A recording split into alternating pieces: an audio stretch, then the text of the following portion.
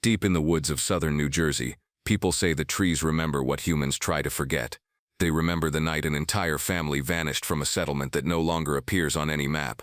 No one ever found their graves, only scraps of burned wood and a rusted cradle half buried in the mud. That story faded with time, turned into the local legend of the Jersey Devil. But it didn't start as a legend.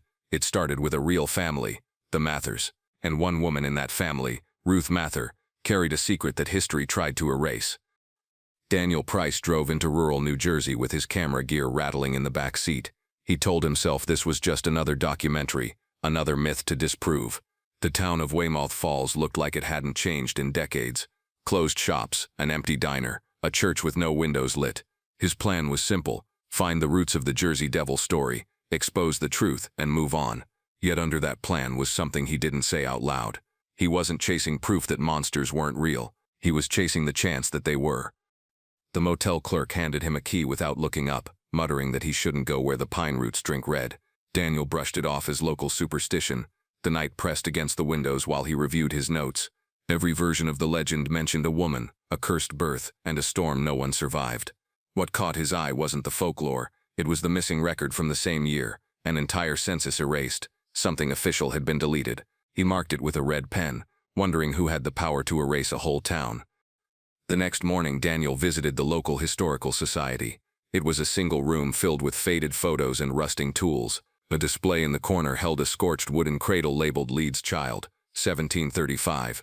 The curator, an older man with a weary face, refused to answer any questions about the Leeds or Mathers. He only said the stories were kept quiet for a reason. Daniel filmed a short intro for his show, pretending to mock the legends, but his voice faltered. Behind the camera, the cradle looked too small for the weight of its story. He found the Mather property on an old map. No road signs, no clear trails, just a faint line leading into dense woods. The trees grew tighter together as he hiked, and the air carried a strange metallic taste. He reached a clearing where stone foundations jutted from the soil like broken teeth. The remains of a chimney still stood, blackened and split. Daniel filmed everything, narrating that these ruins likely belonged to the forgotten Leeds Mather family. When he replayed the footage, something faint moved behind the stones, a blur he hadn't noticed while filming. He tried to convince himself it was an animal, maybe a deer or bird, but the movement had shape and rhythm. His phone lost signal, and the compass on his watch spun. He returned to his car and wrote field notes, repeating to himself that the forest wasn't alive. It was just nature playing tricks. But even as he wrote it, he didn't believe it. That night, the footage glitched on the same frame, showing a pale outline in the corner of the screen. It stood near the old chimney, facing him.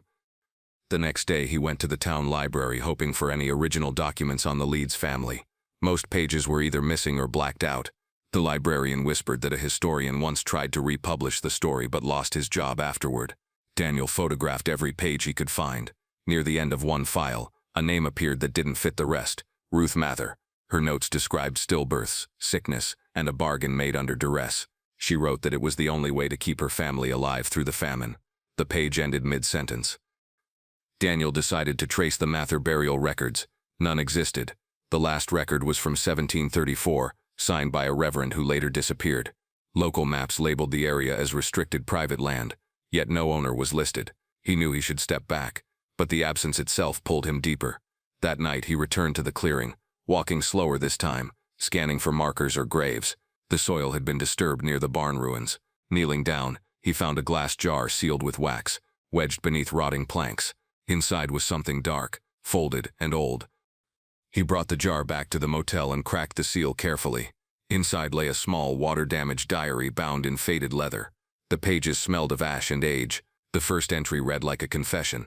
Ruth Mather wrote about tending to births when no one else would, and how she sealed her promise beneath the 13th cry. Daniel frowned, reading it again. 13th cry. Was it a metaphor? Her words felt too deliberate.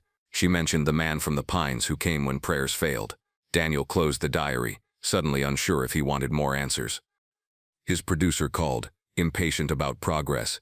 The show needed shock value, something to trend. Daniel lied, saying he found new angles about witchcraft hysteria. But when he hung up, his eyes stayed fixed on the diary. There was power in that small book, not in its words, but in what they didn't say. He placed it beside the camera and began filming a test narration, explaining that myths often protect truths people don't want uncovered. The red recording light reflected off the diary's damp cover like an open eye. He fell asleep with the diary on the nightstand. When he woke, it lay on the floor, open to a page he hadn't reached. The ink looked darker than before, letters almost glistening. The entry described a night without sound, and a vow made to spare the rest.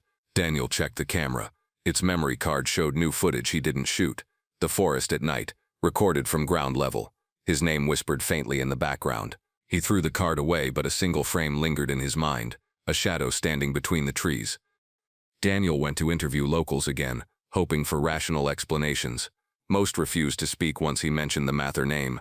One old woman at the diner finally told him, without meeting his eyes, that Ruth's last child was born wrong, and that the mother's scream stopped the rain for 3 days. Daniel tried to laugh it off, but the tone in her voice left no room for mockery. She said no one buried that child because it never died. The way she said it, not as rumor but as fact, left Daniel uneasy for the first time. Back at the motel, he examined the jar again. Something else rattled inside, a bent metal ring he hadn't noticed before. It was a wedding ring, warped and cracked as if twisted by force. He remembered the diary mentioning a vow, and a thought formed he didn't want to finish. Rings meant promises, and promises broken tend to rot into curses. He filmed the ring under close light, zooming in on what looked like teeth marks in the metal. His reflection bent across its surface, distorted into something that didn't look entirely human. That night, Daniel dreamed of the burned foundations. In the dream, he stood among them as whispers echoed from beneath the soil. When he woke, he wrote everything down, describing the sound as rhythmic breathing mixed with distant crying. He reviewed his field footage, trying to prove his imagination wrong. But near the last frame, a faint imprint appeared in the dirt behind him, shaped like a hoof. He zoomed in, frame by frame, but the more he tried to debunk it, the more it resembled a child's hand instead. The next afternoon, Daniel walked through the main street, his mind racing. He noticed how every shop window displayed crosses or salt lines. Even the church doors were sealed shut with wooden beams. A woman selling produce crossed herself when he passed. The town wasn't afraid of stories. They were afraid of remembering. He parked near the edge of the forest again, gripping his camera tight. The woods looked calm, harmless, but he knew better now. He stepped forward, feeling the ground soften beneath him as if the earth itself was breathing. At the ruins, Daniel set up his tripod and pointed the lens at the clearing. The wind moved in uneven bursts, carrying faint tones like a voice trying to form words. He opened the diary again, reading aloud for his recording, repeating the line. The 13th child was never human. The sentence felt heavier in the open air, as though the forest recognized it. The leaves stilled for a heartbeat, then rustled in chaotic waves. Daniel turned off the camera, realizing this was no story left behind. Something here had been waiting to be remembered. A local historian named Ellen caught Daniel's attention outside the diner. She said she had studied the Mather records for years, but stopped when she realized every lead disappeared into government archives marked classified. She handed him a folded paper showing overlapping property lines. Leeds, Mather, and one unnamed tract. Her tone carried warning, not curiosity. She told him the family's descendants still lived nearby, though no one admitted it. Daniel thanked her but sensed fear behind her eyes. The way she whispered his name felt like she already knew what he was about to uncover. Daniel returned to the ruins that afternoon, following the coordinates Ellen had marked. Each point led deeper into the woods where trees grew in spirals, their trunks etched with faint symbols. He documented them with his camera, convinced they were colonial markings. As he knelt to photograph one carving, he noticed the soil beneath it pulsed softly, releasing small puffs of steam.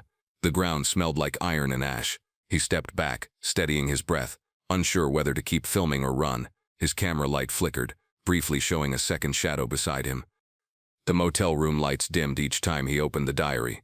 Words that once looked faded appeared sharper now. Ruth wrote of a night when the man from the pines demanded his payment, a child untainted by holy touch. She confessed to hiding the infant before dawn, sealing the bargain in soil. Daniel tried to rationalize it as old superstition but found himself writing the phrases on scrap paper. His handwriting began to tilt, matching the diary's slanted strokes. When he noticed, he tore the page apart and flushed the pieces. Ellen called him again, voice trembling. She said she had found a burial record written in Latin naming Ruth Leeds instead of Mather. The dates matched exactly. The Leeds name, the root of the Jersey Devil legend, was just a changed spelling. Daniel realized history didn't forget the woman. It disguised her. The monster legend had replaced her name. As he replayed the conversation, he heard static behind her voice. It wasn't line interference. It sounded like low humming, rising and falling as if something breathed into her phone. Daniel decided he couldn't rely on second-hand sources. He would document everything himself. He packed his camera, food, and flashlight, then hiked back into the woods before nightfall. The clearing felt colder than before, though his breath didn't show. He set up motion sensors and microphones, convinced this would be the episode that proved all myths had a rational core. As darkness spread across the trees, he pressed record and said quietly, "Let's see what history buried." His voice trembled just enough for the microphone to catch it. The forest fell into complete stillness as Daniel adjusted his equipment. The silence didn't feel peaceful, it felt watchful. The microphone picked up faint tones, low and drawn out, almost human. He scanned the area but found no source. His flashlight beam hit the ruins, revealing scratches on the stones, fresh and parallel. He took photos, assuming animals made them, but the spacing looked deliberate, like letters. The air pressed close, thick and dry. He returned to the tent and began narrating his notes aloud, unaware that his recorder had already begun capturing whispering sounds he wouldn't hear until later. He sat cross-legged inside the tent reading the diary again. Ruth's final entries grew desperate, switching between prayers and warnings. She begged anyone reading not to return to the property, calling it a grave that breathes. Daniel thought it was poetic exaggeration. Then the ground beneath the tent shifted, subtle but real. He leaned out and saw shallow indentations forming in the mud near the ruins, shaped like small, pointed feet. He whispered a nervous laugh, calling it wind pressure. But wind doesn't leave tracks that deep or that uniform.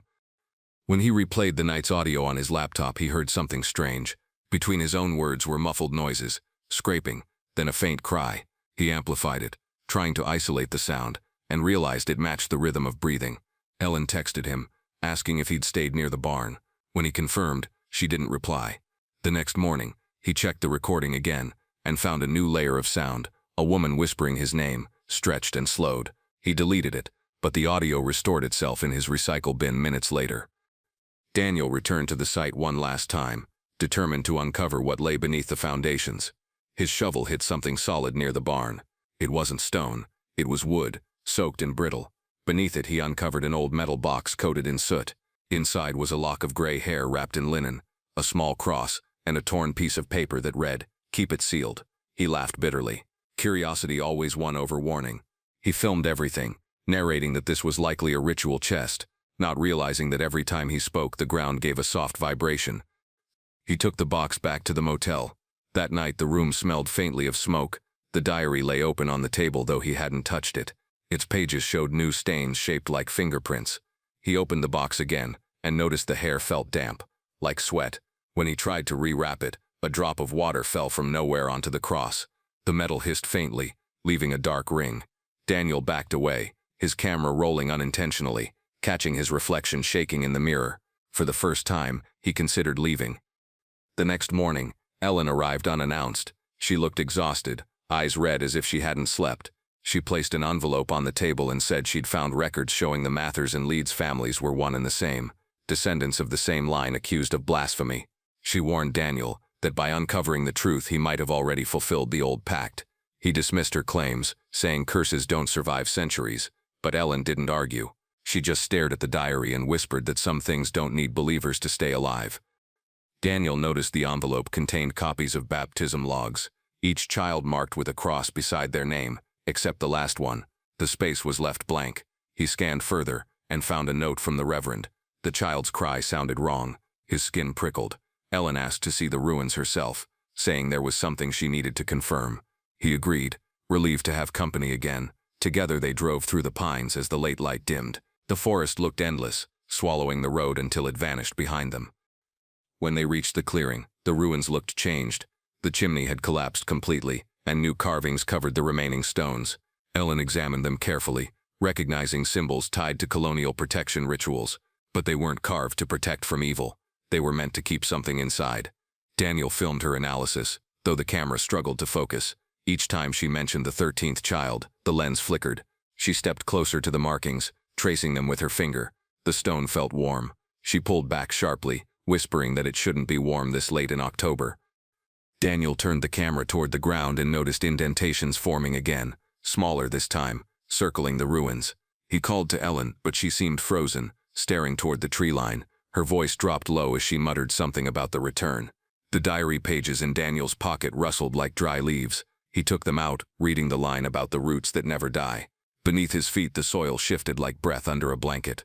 Ellen's flashlight flickered out. The darkness pressed around them, yet he swore he saw faint movement inside the foundation pit. Daniel sat down near the ruins and recorded a message for his audience. He spoke quietly, explaining that history hides its worst truths in plain sight. Myths, he said, are made to protect people from looking too close. He asked anyone listening to share stories from their own towns, to keep these memories alive before they vanish completely. He smiled faintly, unaware his microphone was still recording faint laughter that wasn't his own. The forest around him stayed still as his voice faded, his flashlight beam trembling against the ruins. He packed his gear and prepared to leave, but Ellen insisted on staying longer. She said she needed to check one more area near the marsh, where the ground stayed soft all year. Daniel hesitated but followed, keeping his camera ready. They walked half a mile through twisted pine trunks before reaching a sunken patch of earth. Ellen knelt, brushing aside leaves to reveal a wooden board carved with a cross. Beneath it, the soil had collapsed inward. The smell rising from it was sharp, like burnt wood mixed with rot. Daniel recorded her digging while keeping distance. The camera's focus wavered as Ellen unearthed what looked like an old toy, a carved wooden horse covered in ash. She whispered that the legend mentioned a cradle buried whole. Daniel leaned closer, zooming in as she brushed more dirt away. The hole deepened unnaturally fast, edges crumbling outward. Ellen froze when she hit something metallic. It was the edge of another box, larger and sealed shut with wax. Daniel crouched to help her lift it, though neither of them remembered agreeing to open it. The lid broke under pressure, releasing a faint hiss. Inside lay a bundle wrapped in linen. Ellen unwrapped it halfway before recoiling. It wasn't bone, but hardened clay molded in the shape of a child. Its surface was carved with names, all variations of Leeds and Mather. Daniel whispered the discovery's importance into the camera, though his voice shook. Ellen said it wasn't a doll. It was a vessel, a way to bind something that should not be born. The clay cracked slightly under their touch, revealing dark residue beneath. They wrapped the figure again and left the box where it was. Ellen looked pale, saying she felt watched. Daniel dismissed it, but his camera captured faint reflections of eyes behind her. When he reviewed the footage later, there were more reflections than could belong to two people. Back at the clearing, they noticed the air had thickened into a faint mist. Ellen told Daniel to destroy the diary, insisting it was the key holding everything together. He refused, saying the truth had to be documented. That was when she said he sounded exactly like Ruth Mather once did.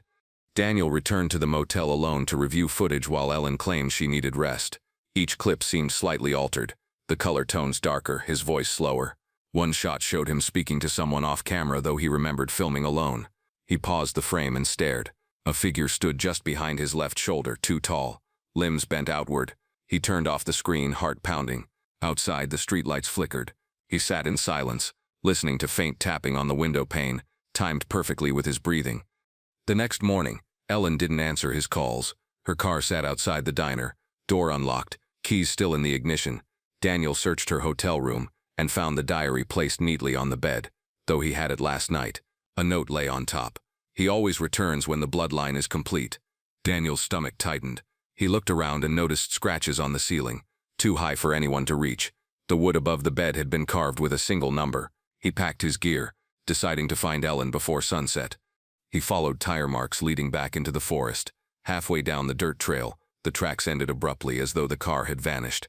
He walked the rest of the way, finding nothing but fallen branches and disturbed soil. His camera battery drained unnaturally fast. He switched to his phone and began recording audio instead. The sound captured distant humming, rhythmic and steady. He followed it toward the old clearing, realizing it came from beneath the ground. The humming turned into faint crying, too human to ignore. Daniel found fresh footprints near the ruins, small and bare. He called Ellen's name, receiving only echoes in return. He checked the barn remains and found her bag near the entrance, torn open. Inside were papers detailing family lines connecting Ellen's ancestors to Ruth Mather. He scanned the documents, whispering each name aloud, until he reached the final one. Ellen's full name ending with Leeds. His breath caught. She wasn't just a researcher. She was the descendant, and if the curse ever depended on bloodline reunion, it had just happened tonight. He turned to leave, but the ground beneath the barn groaned. The collapsed beams shifted as though something massive moved below. Daniel raised his camera and spoke into it, saying he believed he had proof that the legend wasn't symbolic, it was generational. The diary's final pages mentioned the 13th blood returning to soil. He hadn't understood the meaning until now. The forest trembled faintly, and the trees around the clearing seemed to bow inward. Branches angled toward the ruins like skeletal arms pointing to where it all began. A scream erupted from beneath the barn floor, muffled yet clear. Daniel stumbled back, nearly dropping his camera. The board split open slightly, releasing a burst of cold air carrying the smell of decay. He shone his light into the gap and saw movement, gray skin, thin limbs clawing at the soil. He backed away, whispering Ellen's name again. No reply came. He lifted his camera and recorded the ground shaking harder, then steadied his breath to speak. "If anyone finds this," he said, "know that history lied." The floor burst wider, and everything went black. Ellen's scream echoed through the trees, faint but unmistakable. Daniel turned toward the sound, stumbling through the brush until he reached the marsh. The flashlight caught the edge of her coat near the waterline, torn and soaked. She was kneeling, whispering words that didn't sound like English. Around her the water rippled though no wind touched it. He called her name, but she didn't look up. Her reflection on the water surface seemed to move differently, delayed by a heartbeat. Daniel hesitated, unsure if she was praying or answering something older. He approached carefully, recording as he walked. Ellen turned her head halfway, her face pale and hollow. She said the ground had opened earlier, releasing a sound she couldn't describe. She believed it wasn't trying to escape, it was trying to call them closer. Daniel tried to help her stand, but her hands trembled violently. She handed him a folded document from her coat pocket, saying he needed to read it before it found him. Her body slumped forward, unconscious. The paper was damp, words blurred, but one line remained clear. "It feeds when remembered." Daniel dragged Ellen away from the marsh, setting her near the ruins. Her pulse fluttered weakly. He unfolded the paper again, realizing it was a copy of the original parish records, rewritten by Ruth herself. The text detailed 13 births, each ending with the phrase "surrendered to the roots." The 13th name had no date of death. Daniel's camera continued recording as he whispered the names aloud. When he reached the last one, the audio warped, distorting his voice. He replayed it twice and realized another voice overlapped his own, repeating his words in perfect rhythm. He checked Ellen's condition, but she remained still, breathing unevenly. The mist thickened again, rolling low across the ground. Daniel noticed fresh carvings appearing on the stones as if etched by invisible hands. The number 13 repeated across every surface, intersected by symbols he couldn't identify. He raised his flashlight, revealing something glinting behind the chimney remains, a cross buried halfway in mud. When he pulled it free, the metal burned his skin. He dropped it immediately, realizing the cross wasn't steel, it was silver, darkened by age and heat. Its handle bore initials, RM. Ellen stirred, eyes unfocused, whispering that Ruth's cross was never meant to bless anything. It was forged to bind. She reached toward the silver piece, but Daniel stopped her. She insisted it belonged where it was found. He ignored her plea, pocketing it instead. For a moment, Ellen's gaze sharpened, filled with recognition and dread. She said Ruth's blood carried forward through those who touched her mark. Daniel didn't understand until he noticed a faint symbol burned into his palm where the cross had touched. It matched the sigil carved into the ruins. Daniel scanned the diary again, reading under the flashlight's flicker. The ink bled across pages, reshaping words into new sentences. The 13th cries still beneath. He tore the page out and looked toward the pit where the barn had collapsed. Smoke rose faintly from the cracks. Ellen's breathing steadied, but she wouldn't open her eyes. He shouted her name again, voice cracking from exhaustion. The forest remained motionless. In the distance, something large moved between the trees, its outline jagged, bending through the trunks as if space itself shifted around it. He moved closer to the pit, camera recording every step. The air smelled like wet iron. At the edge he crouched, shining light downward. Beneath the debris, a circular opening led deeper underground. The structure looked too smooth for a natural tunnel. Stone-lined, symmetrical, deliberate. His rational mind searched for explanations. Old cellar, animal den, root collapse. But the sound coming from within shattered all logic. It was a heartbeat, faint yet steady, vibrating through the soil like the pulse of the land itself. Daniel stepped back, gripping his camera as fear pressed against reason. He shouted into the hole, asking if anyone was down there, half expecting silence. Instead, the sound stopped. A thin stream of cold air escaped upward, carrying the scent of ash and something sweet, almost like decay hidden under flowers. He turned the camera to his face, saying this could be the original burial site mentioned in the diaries. His words trembled despite his efforts to stay composed. When he turned back toward the tunnel, faint movement glimmered in the dark. A pale hand pressed against the inner wall, fingers scraping the stone before withdrawing. Daniel stumbled back, calling for Ellen again. No answer came. He circled the pit, searching for a safer view, but the ground cracked under his boots. The soil near the edges sagged, exposing wooden beams arranged in a perfect circle. These weren't random ruins, they were a sealed chamber. His camera captured the moment a section collapsed inward, revealing a dark cavity below. The silence that followed was absolute. Daniel leaned over, unable to see the bottom. His flashlight flickered, showing a pattern of symbols carved along the interior walls, marks repeating Ruth's name over and over. He felt drawn to descend, though he couldn't explain why. Every rational thought said to leave, but something else, something quieter, urged him to continue. He lowered himself slowly, using the beams as steps. The air grew denser, heavy with moisture and dust. Near the bottom, he found remnants of old straw and scattered bones, some small, others disturbingly human-shaped. His camera light reflected on something metallic half buried beneath the straw. He brushed it away to reveal an old pendant shaped like an eye. It blinked once and went still. Daniel froze, unable to trust what he saw. Above ground, Ellen regained partial consciousness and crawled toward the pit. She saw Daniel below, crouched near the straw, unaware of her approach. She called to him weakly, but he didn't react. Instead, he spoke softly to the camera, describing an impression of presence. His words sounded detached, monotone. Ellen realized he was repeating lines directly from the diary. She shouted his name louder, but the echo distorted, sounding doubled. The air between them rippled faintly, like heat haze. She reached the pit's edge just as Daniel looked up, his eyes reflecting light unnaturally bright. He blinked once, disoriented, and climbed out.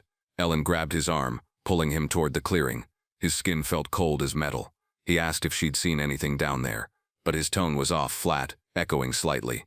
Ellen said they needed to leave immediately and destroy everything they'd touched. Daniel refused, insisting they were close to proving the truth. She pleaded with him to drop the camera, saying the act of recording kept it awake. He ignored her, raising the lens again, filming her face as tears streaked through the dirt on her cheeks.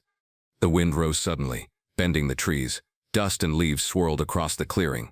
Ellen screamed for him to run, but he stayed fixed on the camera viewfinder. Behind her, the pit glowed faintly red, light pulsing in sync with his heartbeat. She turned to look and fell backward as the soil shifted outward like something breathing underneath. Daniel helped her up, still recording, whispering that they were witnessing history. The red light brightened, spreading through the cracks. Ellen shouted that it wasn't history, they were the continuation of it. He didn't understand until it spoke his name. The voice came from everywhere at once, low, heavy, and layered like dozens of voices blended together. It repeated his name slowly, syllables drawn out as if relearning speech. Daniel staggered back, clutching his head. Ellen ran toward the pit, throwing the diary into the opening, screaming for it to end. The red glow flickered, then dimmed to black. The forest fell silent again. Daniel collapsed beside her, breathing hard, the silver cross still clutched in his fist. Its surface steamed faintly, leaving the same sigil burned deeper into his skin. Ellen whispered that the silence meant it wasn't gone, it was fed. She told him the story wasn't about a monster born in the pines. It was about hunger disguised as inheritance. Daniel stared at his hand, the mark pulsing softly beneath his skin. He said he didn't believe in curses, yet the evidence wrapped around his fingers like a chain. Ellen said every story needs someone to carry it forward, and Ruth had chosen him the moment he spoke her name aloud. Her words hung in the air, too calm to dismiss. They stumbled back toward the car, the forest unnervingly quiet. Daniel kept glancing behind, half expecting to see movement, but the trees stayed still. At the vehicle, Ellen hesitated, saying she couldn't leave yet. She wanted to record a message for anyone who might find the footage later. Daniel set up the camera, pointing it at her. She spoke softly, explaining that the Leeds legend wasn't folklore, it was cover. The church created it to mask their guilt. Daniel noticed her reflection on the car window lagging behind her actual movements, as if time around her fractured slightly. When she finished speaking, she handed him the camera and said to destroy all recordings before dawn. Daniel nodded, though his expression was vacant. He placed the camera on the hood and looked toward the tree line. The light there shimmered faintly, showing faint silhouettes moving in rhythm. Ellen turned to see, her voice breaking into prayer. Daniel whispered that he saw faces, dozens of them fading in and out like reflections in water. She grabbed his arm, pulling him into the car. The engine refused to start. The temperature dropped sharply, frost forming across the windshield. Daniel hit the dashboard in frustration, shouting that they had to go. Ellen told him to stop speaking its name, but the word Ruth slipped out again. The car lights flickered, engine roaring to life for a moment before dying completely. The air filled with faint humming, surrounding the car like a cage. Ellen held the silver cross to her chest, whispering pleas for protection. The mark on Daniel's hand burned brighter, spreading faint lines across his veins. Outside, shadows gathered, taking shape just beyond the reach of their headlights. Ellen opened her door and ran toward the woods, screaming for Daniel to stay. He followed instinctively, the camera swinging from his shoulder. She reached the old oak near the pit and pressed her palm against its trunk, saying it had to be sealed again. Daniel saw movement above her, a figure descending the branches, thin and jointed wrong. He froze, unable to move or speak. Ellen turned too late. The figure dropped, landing soundlessly between them. Daniel raised the camera, desperate to prove it real, as the lens filled with a blur of wings and bone. He fell backward, scrambling for footing as Ellen's flashlight spun across the ground. The figure lunged toward the pit, dragging soil upward as if reclaiming what was once buried. Daniel crawled toward Ellen, pulling her away from the edge. Her body shook violently, eyes rolled upward. The thing retreated into the hole, leaving nothing but silence. Daniel held her, calling her name repeatedly, but her breathing had stopped. The camera light dimmed, capturing his face illuminated only by the faint glow still rising from the pit's depths. Daniel sat beside Ellen's body, numb and shaking. He didn't cry. He just stared at the ruins, trying to understand what had happened.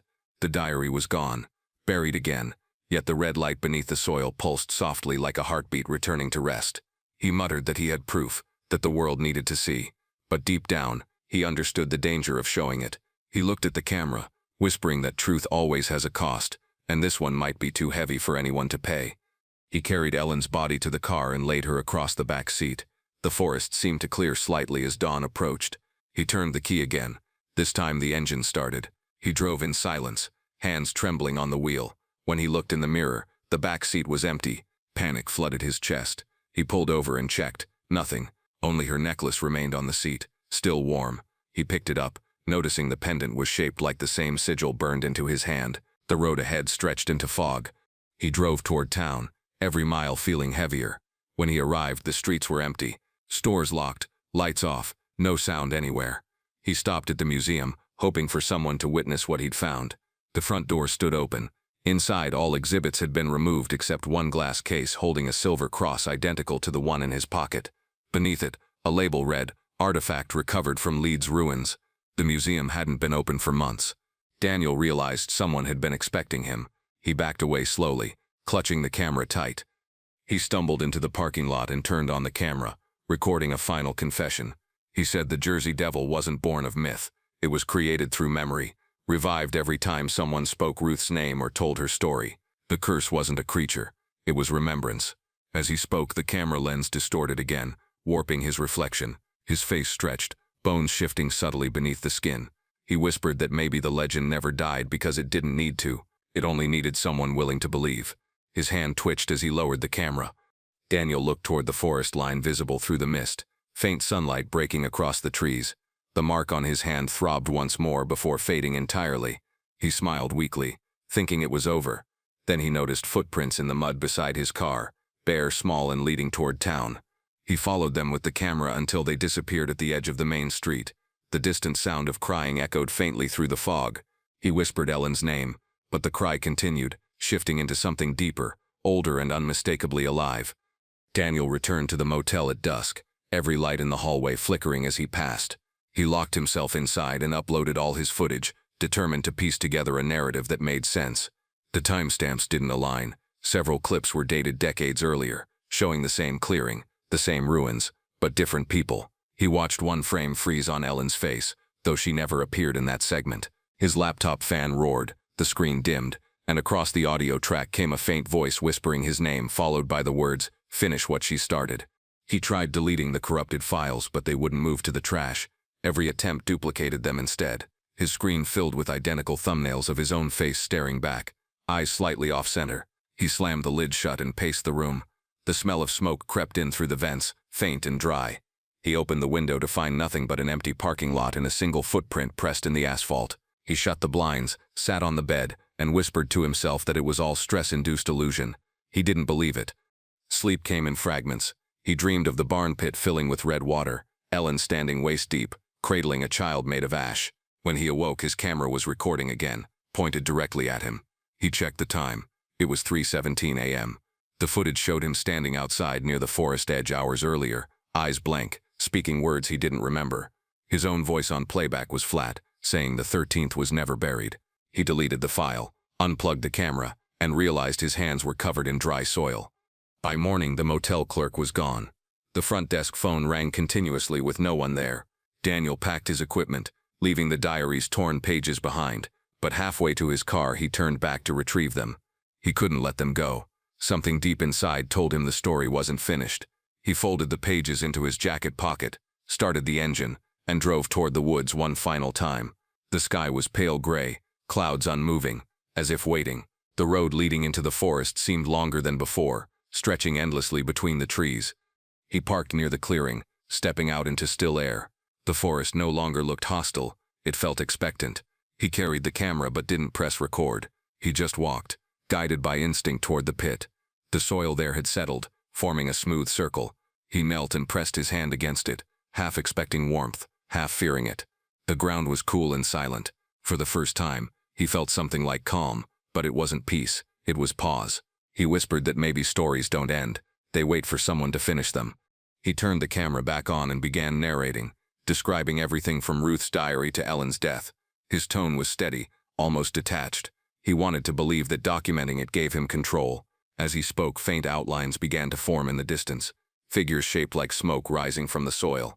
They hovered near the tree line, not moving closer, simply watching. He zoomed in, but they vanished from focus. He spoke louder, demanding acknowledgement, as if the forest itself owed him an answer. The trees swayed once, then went perfectly still again. Daniel's radio crackled inside the car, though it had been off. A voice came through the static, repeating a single sentence. 13 is the door. He turned toward the sound, uncertain whether it was inside his head or echoing from the woods. He approached the car cautiously. The driver's seat was wet, as though someone had been sitting there drenched in rain. On the seat lay the silver cross, polished clean, the burn mark gone. He picked it up, holding it tightly despite the sting in his hand. The mark on his skin began to pulse again. He drove into town to find anyone still there. Every house he passed had open doors and empty interiors, as if people had left in the middle of living. At the church, pews were overturned, candles melted to the floor. On the altar sat an open Bible with every instance of the word deliver underlined in fresh ink. He recorded the scene, narrating quietly that maybe the curse wasn't confined to the forest. His reflection appeared in the church's stained glass window, distorted into something longer, taller, barely recognizable. He turned away before finishing the thought. Inside the vestry, Daniel found a trunk filled with artifacts, baptism records, crosses, and a ledger. The entries listed donations for containment rites. Each signature belonged to a member of the Mather bloodline. He realized the entire town had been built around guarding one secret, keeping the 13th sealed. But now that he had spoken its name, the containment was undone. His camera battery drained instantly, shutting off mid-sentence. In the dark reflection of the lens, his own image flickered like static, showing faint horns across his forehead that disappeared when he blinked. Outside, the air thickened again, carrying a low vibration through the ground. He stepped into the street as the church bell began to ring. Though no one pulled the rope, the sound was uneven, metal scraping against metal. He raised the camera instinctively, filming the bell tower swaying. A dark shape moved behind the upper window, too large to fit the frame. The bell stopped abruptly, leaving the echo hanging. Daniel spoke into the mic, his voice trembling. "It's awake again." The wind carried a faint reply, the same phrase repeated softly, mocking his tone. He returned to the clearing by nightfall, drawn back by something he couldn't resist. The moon hung low, casting pale light across the ruins. The pit had opened slightly again, narrow cracks spreading like veins. He set the camera on a tripod and began reading aloud from the remaining diary pages. The words spoke of the debt of remembrance, and the vessel that carries. Each line he read seemed to vibrate through the air. When he finished the last sentence, the cracks glowed faintly red, tracing a circle around his feet. The ground quivered, steady as breathing. Daniel stepped back, realizing the circle matched the same pattern burned into his hand. He tried to rub it away, but the mark only darkened. The red glow brightened, spreading through the soil in branching lines. He lifted the camera again, saying this was proof of an unknown geological reaction. Even as he said it, he knew he was lying. The glow expanded, forming a symbol identical to the one carved on the ruins. The mark on his skin pulsed in sync with it. He whispered that maybe the 13th wasn't a creature at all. It was inheritance. The forest erupted with movement, branches creaking, leaves churning, the sound of wind forming words. He turned in every direction, searching for the source, but the voices surrounded him. They weren't threatening, just constant, chanting his name over and over in tones of gratitude. He screamed for them to stop. The chanting broke into laughter, low, childlike, echoing off every tree. He stumbled backward, tripping over a root, and landed beside the silver cross. It glowed faintly, humming like a tuning fork. He pressed it against the ground, yelling that he never asked for this. The voices quieted. A figure emerged at the tree line. Ellen. Her clothes were torn, her eyes dark and glassy. Daniel froze, whispering her name. She stepped forward, slow and unsteady, speaking words that didn't belong to her. "The 13th must return," she said, though her lips barely moved. He backed away, pleading with her to stop, but she kept coming, pointing toward the pit. Her expression wasn't anger or grief, it was purpose. Daniel realized she wasn't alive, not fully. The thing that spoke through her wanted him to finish what Ruth couldn't. The choice was his. He lifted the camera and recorded her face. Her pupils expanded until her eyes turned black. She reached for him, placing her hand over his marked palm. The moment their skin met, light flared beneath them, illuminating the clearing. The soil cracked wide, revealing the same underground chamber he had seen earlier. Daniel gasped, realizing the mark wasn't just a curse, it was a key. Ellen's voice softened as she said, "You were chosen." He looked down, whispering that he didn't want this. She smiled faintly, whispering back, "It doesn't matter." The pit swallowed them both in light. Daniel woke lying on damp soil, surrounded by faint red light. The chamber stretched outward, walls covered in carvings of eyes and open mouths. He saw Ellen standing near the center, her body no longer decayed, her features restored. She looked peaceful, almost human again. He asked where they were, though no sound left his lips. She pointed upward. In the cracks of the ceiling, shadows moved like veins pulsing with life. The air carried a heartbeat. He realized he was standing inside the body of something far larger than either of them. Ellen walked to the far wall and pressed her palm against a carving shaped like a cradle. It began to shift, stone folding outward to reveal another tunnel. She said the 13th child was never meant to be destroyed, only contained. Daniel shook his head, backing away. The red light grew stronger, filling every groove of the chamber. He could see movement inside the stone itself, faces of people twisting beneath the surface.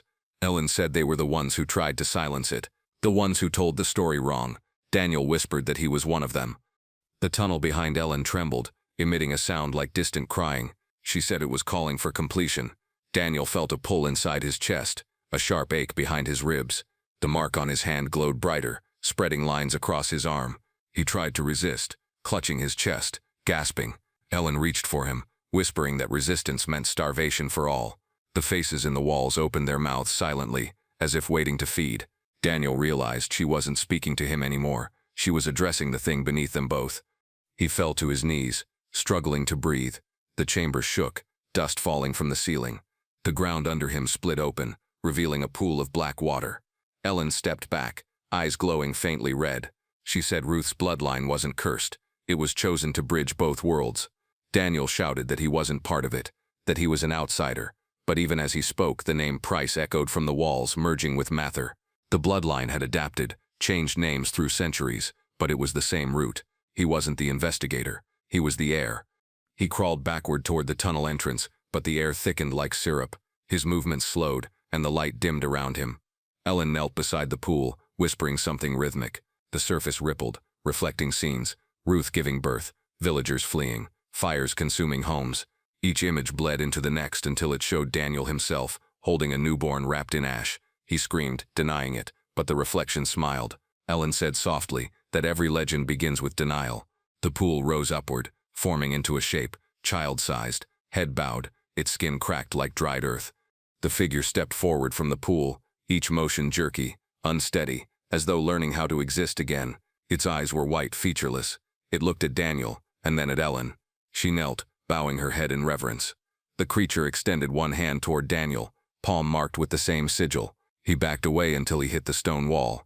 The child spoke without sound, and yet he understood the meaning. "You kept me alive." The words burned into his mind, leaving no space for thought.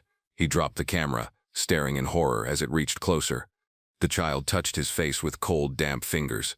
Every sound vanished. Daniel saw flashes, Ruth hiding in the woods whispering to the infant, promising protection. The scene shifted to villagers burying the house, sealing it with prayer. Then the image broke apart into static white light. When vision returned, he was standing outside again in the clearing. The sun had risen, but the ruins were gone. The land looked untouched, as though nothing had ever been built there. The only sign of disturbance was his camera, half buried in the dirt, still recording. Daniel picked it up and checked the playback. The footage showed nothing but his face staring into the lens, expression blank. He rewound, but every clip played the same scene, him whispering, "I remember." His reflection in the viewfinder blinked at a different rhythm than his real eyes. He looked around, disoriented. The trees swayed gently, birds singing again as if the forest had reset. Yet deep in his chest he felt the same heartbeat he'd heard underground. He whispered Ellen's name into the air, but the sound came back doubled, overlapping like two voices in one. He stumbled toward his car, desperate to leave. As he drove, he saw new road signs, towns he didn't recognize, dates that didn't match. The radio played static, occasionally forming words that sounded like fragments of his own narration. He switched it off, gripping the wheel tighter. In the rearview mirror, a shape flickered in the back seat, small, unmoving, wrapped in gray cloth. He refused to turn around. The farther he drove, the stronger the smell of smoke became, though no fire burned. He muttered that he just wanted to go home, though he no longer knew where that was. He reached a gas station miles away, the first sign of civilization. The attendant stared at him oddly, asking if he was part of the film crew from Leeds Hollow. Daniel didn't answer. He paid for gas and walked to the bathroom, splashing water on his face. When he looked in the mirror, the mark on his hand was gone, replaced by faint letters spelling Ruth. Behind him, the stall door creaked open by itself. He turned, heart heavy with dread, as a faint crying sound echoed from the empty room. The child had followed. Daniel left the bathroom, hands shaking, the word on his skin still faintly visible under the fluorescent lights. The gas station attendant watched him through the glass but said nothing. He drove away without looking back, every mile stretching into gray emptiness. The radio returned to static, repeating fragments of his own recorded voice. He turned it off, but the sound continued faintly from the speakers. When he looked at the camera on the passenger seat, its light was blinking again. The display read Leeds Settlement. That file name didn't exist on any of his drives. He pulled over and opened the file. The footage showed him walking through a completely restored version of the old town buildings intact, lanterns burning, people moving silently. None looked directly at the lens, yet every face was familiar. They were the villagers from Ruth's time, repeating the same actions endlessly, carrying water, kneeling, covering their ears. In the center of the street stood Ellen, alive again, holding a baby wrapped in gray cloth. She looked directly into the camera and said, "It never ended." The screen froze, then flickered off. Daniel stared at the blank display, terrified to blink. He started driving again, determined to leave New Jersey, but every road led back into the same pine forest. The GPS spun aimlessly, recalculating to nowhere. He stopped at a crossroads marked by a rusted sign reading Leeds Hollow, established 1734. None of this was possible. He checked the date on his phone. It showed 1735. The air smelled of fire and sap. He stumbled out of the car, calling for help. The woods answered with faint laughter, dozens of overlapping voices repeating his name. His surroundings blurred, bending into colors that didn't belong to any century. When the distortion faded, he stood in the old village square, surrounded by shadowed figures watching silently. The air shimmered with heat despite the night. Ellen stood among them, her face calm. She said the forest had decided, and the circle was complete. Daniel shouted that he wasn't part of this, but she only smiled, saying, "You are what remains." The crowd began to whisper the same line in unison, 13 to 1, 1 to 13. He dropped to his knees, clutching his head as the whispers filled every space, seeping into his thoughts like smoke. The whispers grew louder until the ground itself began to tremble. Daniel looked up to see the houses burning, their flames moving inward rather than upward. The villagers stood motionless, eyes glowing faintly red as they stared at him.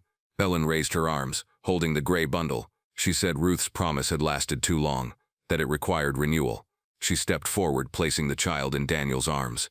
It was light, too light, like holding air. He unwrapped the cloth and saw only ashes. The moment he exhaled, the ashes swirled, forming a heartbeat in his chest. Daniel gasped, feeling warmth flood his body. The villagers disappeared, leaving only their outlines burned into the ground. Ellen's voice echoed, saying the 13th never died. It only transferred. He dropped the ashes, but they dissolved into his skin, vanishing beneath his shirt. The forest shifted back to normal daylight. His car stood nearby, engine idling, as if it had never left. He climbed inside, trembling, realizing that the curse had moved through him. The windshield fogged over from inside, letters forming across the glass. "Drive home." He obeyed without knowing where home still was. He drove through unfamiliar roads lined with pines, every branch bending slightly as he passed. The further he went, the quieter the world became. His phone vibrated with a new message, an email draft he hadn't written. The subject line read, "The Forgotten Origin." The message contained every transcript from his recordings, perfectly formatted, ready for release. At the end it said, "Published before midnight." Daniel closed the screen, horrified, realizing the curse wanted witnesses. It wanted belief. The only way to stop it would be to keep silent, but silence had never been his nature. He stopped at a small diner near the highway to clear his head. Inside, a television played a news broadcast about a strange blackout across southern New Jersey. The reporter mentioned several missing hikers near Weymouth Falls. Daniel recognized their names from his own research notes. The waitress handed him coffee. Noticing the camera around his neck, she asked if he was the journalist filming the devil story. He nodded slowly. She smiled kindly and said, "Then you already know it's not just a story." Her pupils flickered red for a second before she walked away. Daniel left money on the counter and rushed outside. The air smelled faintly of sulfur. He started the car, gripping the wheel tight, muttering to himself that he needed to destroy the footage. As he reached for the camera, the device powered on by itself, displaying live feed from the clearing. The pit glowed again, red and alive. A shape moved within, rising, expanding into wings that scraped the frame. Ellen's voice whispered through the speakers, "You are the record now." Daniel threw the camera to the floor, but the image continued flashing across the windshield. The world outside blurred into streaks of gray and red. Daniel realized he wasn't driving anymore. The car moved on its own, the steering wheel rigid. The road straightened into a single endless lane, surrounded by trees bending inward like ribs. He tried opening the door, but it wouldn't budge. The radio turned on, broadcasting a woman's voice reading from Ruth's diary. Every word she spoke he remembered writing the night before, though he'd never touched a pen. His reflection in the rearview mirror smiled back at him, a second too late, as if mocking his panic. The car stopped abruptly near the original ruins, though they now stood whole and untouched. Daniel stumbled out, gasping for air. The settlement appeared restored, fresh smoke rising from chimneys. A bell rang in the distance. Villagers walked calmly past him, ignoring his presence. He ran toward the barn, shouting Ellen's name. Inside, the cradle from the museum stood pristine, rocking gently by itself. He stepped closer, whispering that he wasn't supposed to be here. The cradle stopped. When he looked inside, it was empty, except for his own name carved into the wood. He stepped back, nearly tripping. A woman appeared behind him wearing a dark cloak, Ruth. Her face looked ageless, skin pale and eyes full of weary calm. She said he had carried her line farther than anyone before. Daniel stammered that he didn't understand. Ruth reached out, touching his chest. The mark returned instantly, glowing through his shirt. She said her blood had chosen survival over peace, and now it was his burden. He asked if he could stop it, but she only smiled sadly and said, "You can only tell it right this time." The barn walls burst into flame, though Ruth remained untouched. Daniel tried to run, but the doorway closed in solid wood. Smoke filled his lungs, and the temperature climbed. Ruth's voice echoed through the heat, saying each storyteller becomes the vessel they expose. He fell to his knees, the camera still rolling. The lens cracked from heat, yet the image kept recording. He whispered into the microphone that the story was true, every word of it. The flames brightened, swallowing everything except his final sentence. "This is the price of remembering." When he opened his eyes again, he was lying in the same motel bed from the beginning. The diary sat on the nightstand, pristine as if untouched. His camera rested beside it, battery full. Outside, sunlight poured through the blinds. He sat up slowly, uncertain if any of it had been real. Turning on the camera, he played the most recent recording. It showed him sleeping, breathing evenly, with Ruth sitting quietly beside the bed, watching. The timestamp matched that morning. He looked toward the corner instinctively, but the chair was empty. Only the impression of weight remained. Quiet filled the room as Daniel whispered that maybe this was forgiveness. He stood, washed his face, and looked at the mirror. The mark on his hand was faint now, nearly invisible. He smiled weakly, convincing himself that it was over. Outside, the wind rustled the trees, carrying faint laughter that he pretended not to hear. He packed his things and whispered a thank you to Ellen, to Ruth, to whoever might still be listening. For a brief second, peace seemed real, soft, fragile, undeserved. He chose to believe in it anyway, if only to breathe again. He drove away from the town, the forest shrinking in his rearview mirror.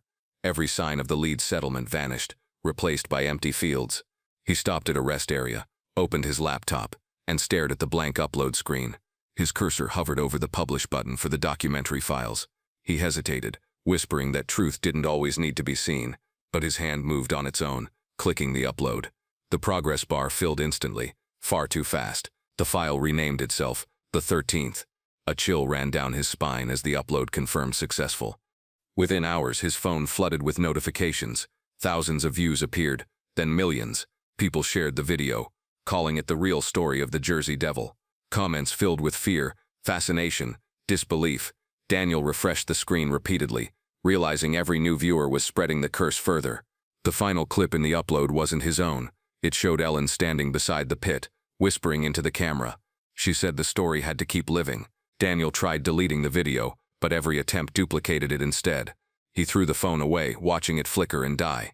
He booked a motel in another state, but no matter how far he drove, the room decor was the same. Same wallpaper, same wooden chair, same nightstand. It was as though every place had become that first room. He unplugged the television, but static appeared on the dark screen, showing faint outlines of Ruth and Ellen. Their voices overlapped, repeating the same phrase, "You finished the story." He sat motionless, exhausted beyond fear, whispering that he wanted silence. Then the knock came at the door, soft, deliberate, and far too familiar. He didn't answer at first. The knocking continued, always 3 slow taps. When it stopped, a shadow slid under the doorframe, stretching across the floor. He stood trembling and looked through the peephole. The hallway was empty except for a small bundle on the carpet, a gray cloth tied with twine. He opened the door cautiously, heart pounding. The bundle twitched once. He unwrapped it and found the same carved wooden horse Ellen had unearthed near the marsh. This time, it bore fresh blood along its legs. Underneath it lay a note that read, "Tell them all." Daniel sat on the floor, clutching the note. He understood now. The curse wasn't about killing. It was about spreading. Every time someone learned the story, it grew stronger. He looked at the camera on the dresser, realizing it was already recording again. The red light blinked steadily, waiting. He whispered that he didn't want to feed it anymore, but the words came out automatically, retelling the legend in perfect detail.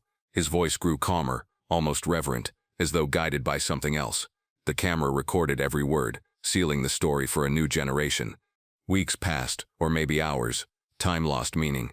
The video spread across the internet, spawning documentaries, podcasts, and conspiracy debates. Every retelling carried fragments of his footage, every mention strengthening the pull. Daniel's name trended globally as the journalist who disappeared. Some claimed he staged it all. Others said he joined a cult. None knew the truth that he was no longer missing. He had simply become part of the narrative, absorbed by the story he tried to contain. The world's fascination became the curse's lifeline, and no one even realized they were keeping it alive. In a small archive room, an intern cataloging Folklore found an unmarked hard drive. Curious, she plugged it in. The file inside opened automatically. Daniel's final log. His face filled the screen, eyes hollow but calm. He spoke softly, saying the story of the Jersey Devil wasn't about punishment or faith. It was about inheritance. He warned that knowledge demands caretakers, and that silence invites worse things than memory. The screen flickered, showing faint movement behind him, something winged crawling across the wall. The intern unplugged the drive, but the audio kept playing for several seconds after. The hard drive was turned over to a local historian, who transferred the footage to a museum archive. A week later, the historian stopped showing up for work. His computer screen displayed the same paused frame, Daniel's eyes glowing faint red. Visitors began reporting strange sounds near the Folklore exhibit, like a faint heartbeat. Maintenance workers dismissed it as faulty wiring. They covered the display case with cloth, but the glass continued to fog from inside, leaving prints shaped like small hands. The museum board decided to close the section indefinitely for restoration purposes. Months later, the story reappeared online through re-uploads and reaction videos. Each retelling ended with the same glitch, a voice whispering the listener's name faintly in the background. People assumed it was clever marketing, not realizing the voice adapted to each new viewer. Comments filled with confusion, claims of hearing their own names, then silence as accounts stopped posting. By then, the forest in southern New Jersey had begun to regrow thicker, reclaiming the old settlement site. Locals said the pines hummed at night. Scientists called it wind resonance. The old still called it breathing. Deep beneath the soil, in the sealed chamber, faint red light glowed again. A small figure sat near the stone cradle, tracing the sigil into the dirt with its fingers.